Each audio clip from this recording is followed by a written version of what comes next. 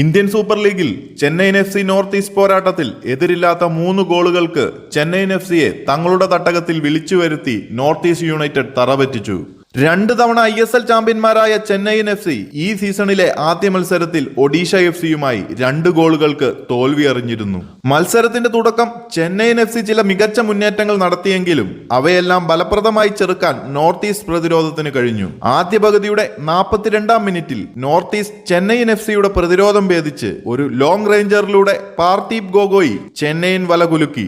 2-ാം പകുതിയുടെ തുടക്കത്തിൽ തന്നെ ചെന്നൈയിൻ FCക്ക് അടുത്ത പ്രഹരമേൽപ്പിച്ചു നോർത്ത് ഈസ്റ്റ് യുണൈറ്റഡ്. 48-ാം മിനിറ്റിലെ നെസ്റ്ററിന്റെ cross Falguni Singh first time ഷോട്ടിലൂടെ ചെന്നൈയിൻ വലയിൽ എത്തിച്ചു. ഇതോടെ 2 ഗോളുകൾക്ക് ലീഡ് നേടിയ നോർത്ത് ഈസ്റ്റിന്റെ കയ്യിലായി കളിയുടെ നിയന്ത്രണം. ഇഞ്ചുറി ടൈമിന്റെ അവസാന നിമിഷങ്ങളിൽ നോർത്ത് ഈസ്റ്റിന്റെ അഷീർ അക്തർ ബോക്സിന് പുറത്തുനിന്ന് പായിച്ച ഒരു കിടിലൻ ലോങ് റേഞ്ചർ ചെന്നൈയിൻ FCയുടെ തോൽവി ഉറപ്പാക്കി. അങ്ങനെ ചാമ്പ്യന്മാരെ എതിരില്ലാത്ത 3 ഗോളുകൾക്ക് തറപറ്റിച്ച് നോർത്ത് ഈസ്റ്റ് യുണൈറ്റഡ് സീസണിലെ ആദ്യ വിജയവും സ്വന്തമാക്കി.